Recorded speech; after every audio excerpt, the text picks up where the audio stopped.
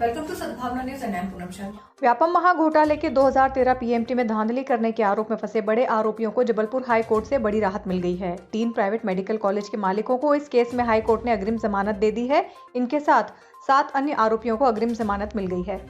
High court justice शील नागू की division bench ने करीब 8 याचिकाओं पर सुनवाई करते हुए सभी की अग्रिम जमानत की याचिकाओं को मंजूर कर दिया है।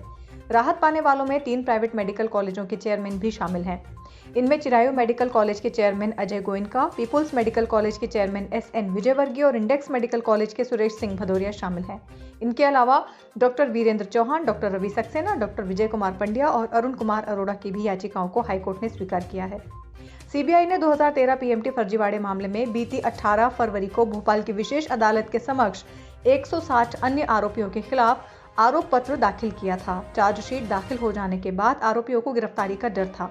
इससे बचने के लिए सभी आरोपियों ने अग्रिम जमानत की याचिकाएं दायर की थीं। मामले की सुनवाई करते हुए याचिकाकर्ताओं के अधिवक्ताओं ने कहा कि सीबीआई को जांच में सहयोग करने का एक अच्छा ट्रैक रिकॉर्ड उनके पक्षकारों का रहा है। यहां तक कि खुद सीबीआई ने आरोपियों की गिरफ्तारी की मंशा से इनकार किया है।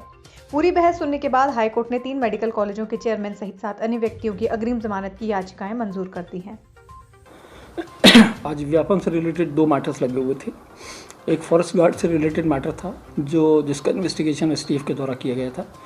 ये दोनों मैटर्स फॉरेस्ट गार्ड से रिलेटेड थे जिनके एग्जाम्स 2012 और 2012 में हुए थे, 13 में हुए थे और दोनों के सिलेक्शंस हुए थे। इसके बाद they were working in the department. STF ने मुकदमा दर्ज करा जिसमें आज एंटीसिपेटरी बेल लगाई थी और न्यायालय ने उसमें एंटीसिपेटरी बेल दी। दूसरा प्रकरण CBI के द्वारा चार्जशीट फाइल करी गई थी। कई कॉलेजेस थे, उसमें चिरायू था, इंडेक्स था, पीपल्स था, इनके चेयरमैन थे, इनके एम्प्लॉइज़ थे, इनकी बिल एप्लीकेशन लगी थी। चार्जशीट इसमें पेश कर दी गई थी और ये चार्जशीट तीसरी चार्जशीट थी। एक चार्जशीट इसके पहले फाइल STF के द्वारा की गई थी, दूसरी CBI के द्वारा और तीसरी सप्लीमेंट्री चार्जशीट जो CBI के द्वारा इन व्यक्तियों के, इन अभियुक्तों के विरुद्ध पेश करी गई थी। न्यायालय के समक्ष आज एंटीसिपेटरी बेल लगी थी और जिसमें सारे ही प्रकरणों में आज एंटीसिपेटरी बेल ग्रांट करी गई है। और मेन आर्ग्यूमेंट, मेन थ्रस्ट इस बात का था कि CBI ने पूरे इन्वेस्टिगेशन के दौरान किसी को अरेस्ट नहीं करा था। CBI का स्वयं भी ये कहना था कि हमने अरेस्ट नहीं करा, हमको अरेस्ट करने की कोई ज़रूरत नहीं थी। और इसी आधार पर मेरे लिए एक और बात जो और कहनी थी वो ये था कि इस प्रकरण में एक तो CBI ने कभी अरेस्ट नहीं करा, दूसरा सारे अभियुक्तों ने इन्वेस्टिगेशन के दौरान कोऑपरेशन दिया था पूरा। जब बुलाया गया जो दस्तावेज चाहे गए वो दस्तावेज प्रस्तुत किए।